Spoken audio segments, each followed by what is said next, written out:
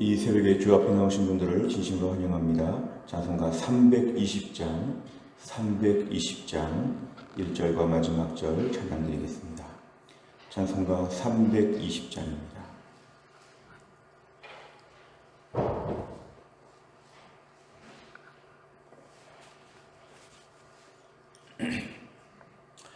찬송가 320장 1절과 마지막 절 찬양드리겠습니다. 나의 죄를 정케 하사 주의 일꾼 삼으신 구세주의 넓은 사랑 항상 찬송합니다. 나를 일꾼 삼으신 주 크신 능력 주시고 언제든지 주 뜻대로 사용하여 주소서. 주여 내게 성령으로 충만하게 채우사 생명수가 강물처럼 흐르게 하옵소서. 나를 일꾼 삼으신 주 크신 능 주시고 언제든지 주 뜻대로 사용하여 주소서. 아멘. 하나님 말씀은 예레미야 2장 26절입니다. 예레미야 2장 26절부터 37절까지입니다. 예레미야 2장 26절 구약성경 1053페이지 있습니다. 구약성경 1053페이지 예레미야 2장 26절부터 37절까지의 말씀 저와 한 절씩 교독하시겠습니다. 제가 먼저 읽겠습니다. 26절입니다. 도둑이 붙들리며 수치를 당함같이 이스라엘 집 곧 그들의 왕들과 지도자들과 제사장들과 선지자들이 수치를 당하였느니라. 그들이 나무를 향하여 너는 나의 아버지라 하며 돌을 향하여 너는 나를 낳았다 하고 그들의 등을 내게로 돌리고 그들의 얼굴은 내게로 향하지 아니하다가 그들이 환난을 당할 때에는 이르기를 일어나 우리를 구원하소서 하리라. 너를 위하여 네가 만든 네 신들이 어디 있느냐? 그들이 네가 환난을 당할 때에 구원할 수 있으면 일어날 것이니라. 유다여 너의 신들이 너의 성읍수와 같도다. 너희가 나에게 대항함은 어찌 됨이냐? 너희가 다 내게 잘못하였느니라. 여호와의 말씀이니라. 내가 너희 자녀들을 때린 것이 무익함은 그들이 징계를 받아들이지 아니함이라. 너희 칼이 사나운 사자같이 너희 선지자들을 삼켰느니라. 너희 이 세대여 여호와의 말을 들어보라. 내가 이스라엘에게 광야가 되었었느냐? 캄캄한 땅이 되었었느냐? 무슨 이유로 내 백성이 말하기를 우리는 노였으니 다시 주께로 가지 아니하겠다 하느냐?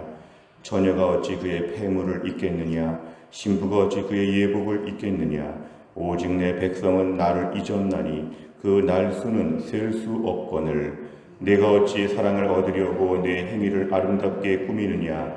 그러므로 내 행위를 악한 여자들에게까지 가르쳤으며 또 내 옷단에는 죄 없는 가난한 자를 죽인 피가 묻었나니 그들이 담구멍을 뚫었기 때문이 아니라 오직 이 모든 일 때문이니라.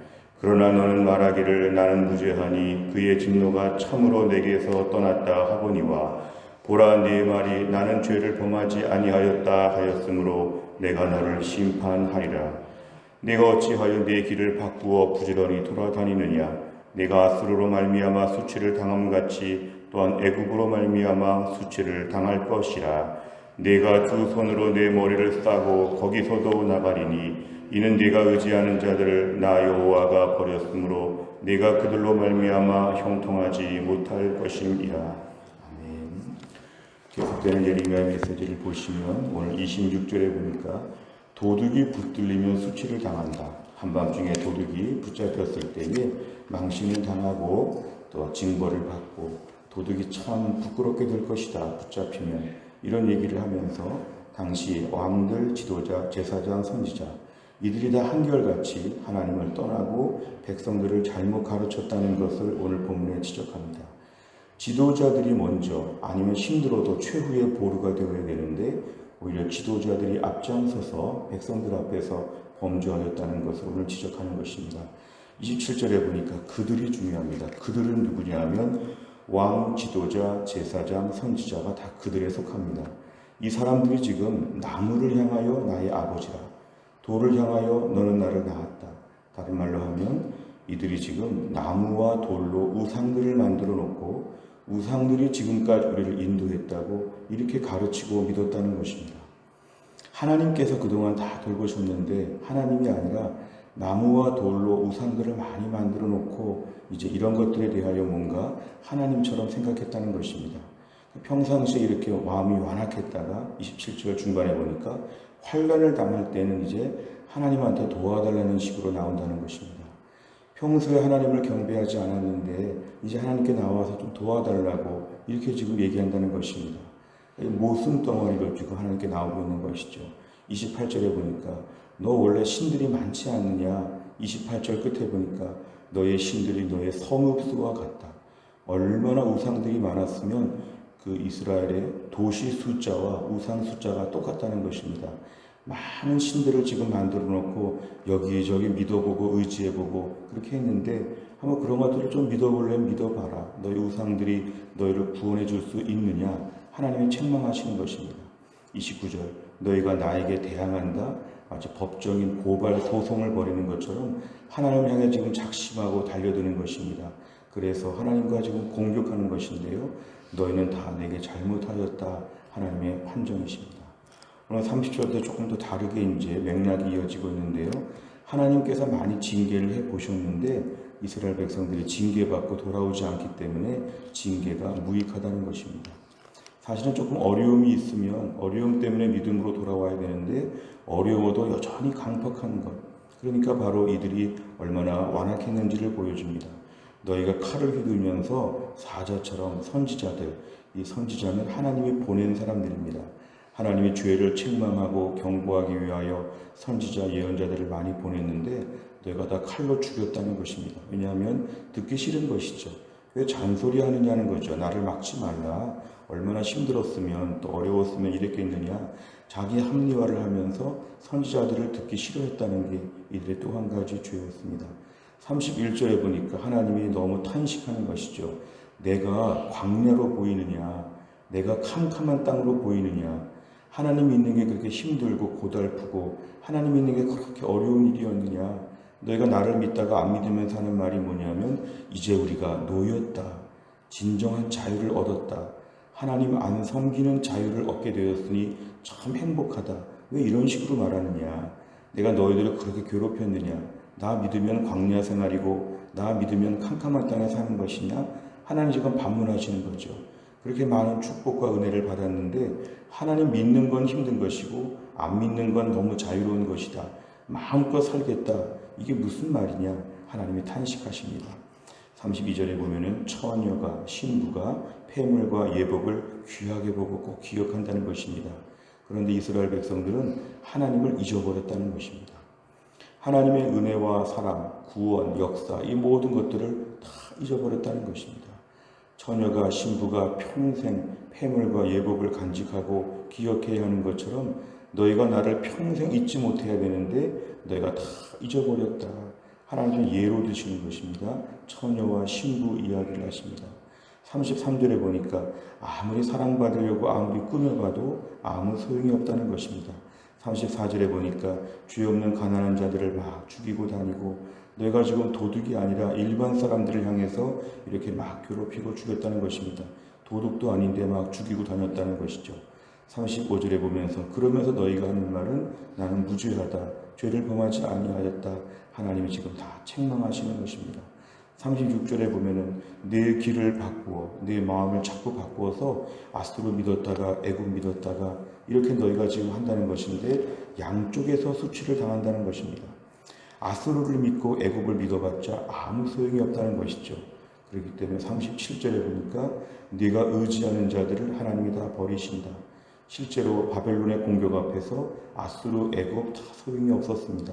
네가 의지하는 것들을 하나님이 치우시기 때문에 너는 형통하지 못할 것이다. 결국 본문에서 우상 숭배하는 이 모든 죄로 말미암아 하나님 이스라엘 백성들에게 큰 재앙을 예고하시는 내용입니다. 내용만 잘 보시면 첫째, 이스라엘은 하나님 대신 무엇을 섬기며 그것을 어떻게 부릅니까? 27절에 보면은 돌과 나무가 나와 있는데 돌과 나무로 조각 같은 것을 하여서 그것을 우상으로 이렇게 섬깁니다. 그러면서 나의 아버지라 나의 어머니라 나의 모든 것을 지금까지 인도해준 은인 같은 우상을 이렇게 얘기합니다.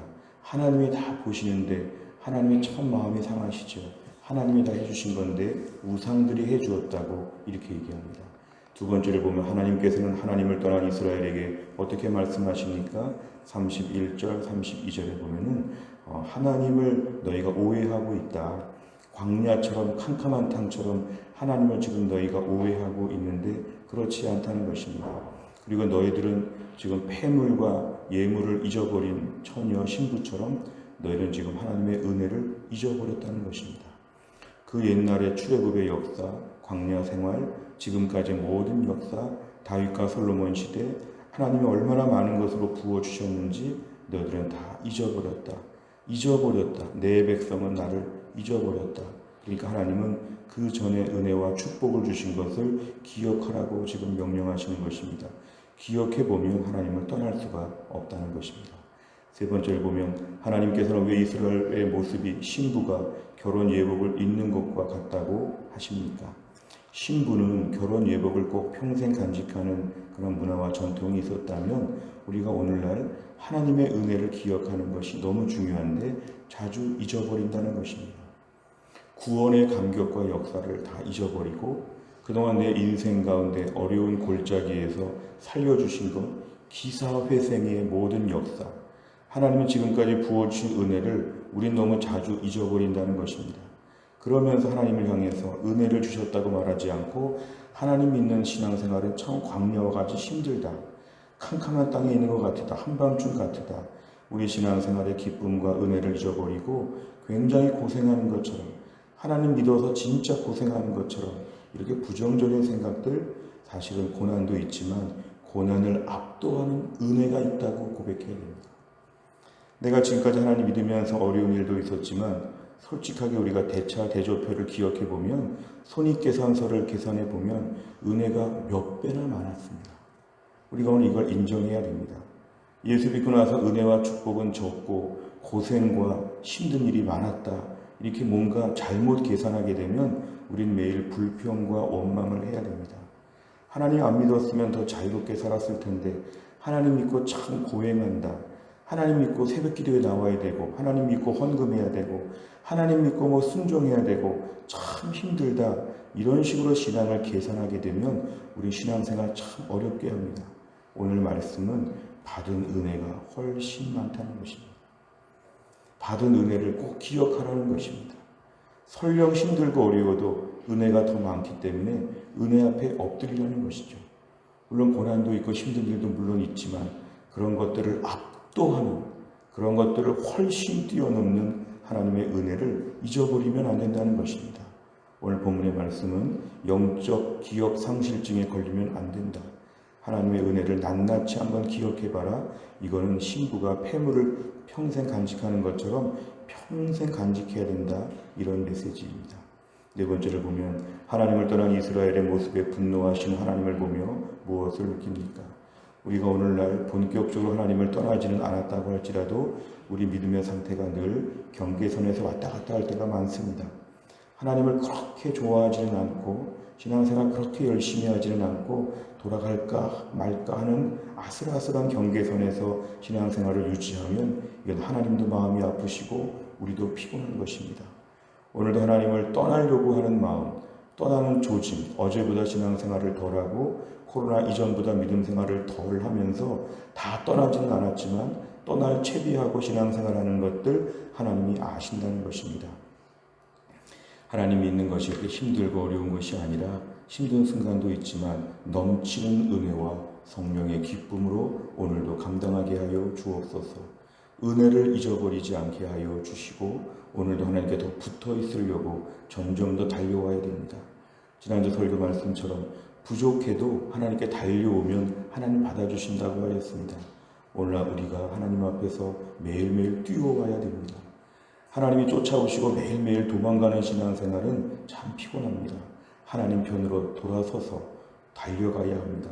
27절에 보니까 하나님께 등을 돌리고 얼굴은 내게로 향하지 아니했다. 이게 오늘 최악의 상황입니다. 하나님 앞에 얼굴을 향해야지만 우리의 삶이 열려진다는 것입니다.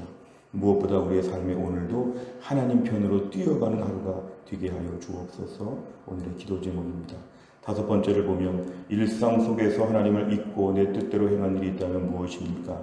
하나님의 백성이라는 정체성을 항상 기억하고 지키기 위해 무엇을 실천하겠습니까? 오늘도 하나님의 은혜가 너무 많습니다. 저는 설교를 준비하면서 한 6개 정도 이렇게 주제를 잡아서 하나님의 은혜를 다시 한번 기억해 봤습니다. 시대별로 하나님이 얼마나 많은 은혜를 주셨는지 오늘 한번 이 큐티 날샘 여백에다가 그동안 하나님 베푸신 은혜를 한 베스트 5 정도를 적어 보시기를 바랍니다. 어떤 것이 큰 은혜였는지, 내가 평생 폐물처럼 붙잡아야 되는 은혜와 기적의 사건들은 무엇인지 오늘 잘 적어 보시기를 바랍니다. 이것들은 평생 잊어버리면 안 됩니다. 중간에 힘든 일이 와도 내가 이런 것들 때문에 하나님을 떠날 수 없다고 고백해야 됩니다. 오늘 내 삶 가운데 은혜를 기억하면 오늘을 이길 힘을 주십니다. 은혜가 없어지면 오늘도 하나님을 떠날 채비합니다. 합리화할 이유를 찾습니다. 그러나 오늘은 은혜를 기억하면 하나님을 떠나지 않는다. 폐물과 예복을 잊어버리면 안 된다. 결혼 생활에서 폐물과 예복을 평생 간직하며 배우자에 대한 신실성을 지키려고 했던 것처럼 오늘 내 삶 가운데 은혜를 기억하면 오늘을 이길 수 있다. 이런 은혜를 사모해야 됩니다. 오늘 말씀을 통해 은혜를 기억할 수 있기를 주의 이름으로 축원합니다. 기도하겠습니다. 하나님 아버지 감사합니다. 오늘도 이 새벽에 하나님이 저희들을 깨어나게 하시고 하나님께 나와 기도하며 믿음으로 또 한 날을 시작하게 하심을 감사합니다. 오늘의 기도 제목입니다. 하나님 아버지 은혜를 기억하게 하여 주옵소서. 하나님 힘들고 어려운 때를 살아가지만 실제로 많은 고난들이 있지만 이 때를 감당할 만한 하나님의 은혜를 기억하게 하여 주시고 이미 베풀어 주신 과거의 사건들 그때그때마다 굵직굵직한 사건들이 얼마나 많았는지 정말 하나님이 얼마나 많이 도와주셨는지 얼마나 그 큰 사랑을 입었는지 오늘 주님의 은혜를 다 기억하여 코로나 시대에 힘들고 어려운 때를 능히 감당할 수 있도록 하나님이 함께하여 주옵소서. 오늘 주 앞에 기도하며 엎드리는 주의 백성들 이 말씀 붙잡고 일어나게 하여 주옵소서. 오늘 하나님을 섬기는 것이 큰 기쁨이고 힘든 일보다는 감사한 기적 같은 사건들이 얼마나 많았는지 하나님께 은혜를 고백할 수 있는 신실한 주의 백성 되게 하여 주옵소서. 한날의 일정을 주님께 의탁하오며 예수님의 이름으로 기도하옵나이다. 아멘. 목요일마다 기도하는 100대 기도 제목은 지역사회와 다음 세대를 위하여 기도합니다. 57번부터 70번까지 오늘 아침에 꼭 기도해 주시기를 바랍니다. 주기도문 하겠습니다. 하늘에 계신 우리 아버지여 이름이 거룩히 여김을 받으시오며 나라 임하옵시며 뜻이 하늘에서 이룬 것 같이 땅에서도 이루어지이다. 오늘날 우리에게 일용할 양식을 주옵시고 우리가 우리에게 죄 지은 자를 사하여 준 것 같이 우리 죄를 사하여 주옵시고 우리를 시험에 들게 하지 마옵시고 다만 악에서 구하옵소서. 대개 나라와 권세와 영광이 아버지께 영원히 싸움나이다.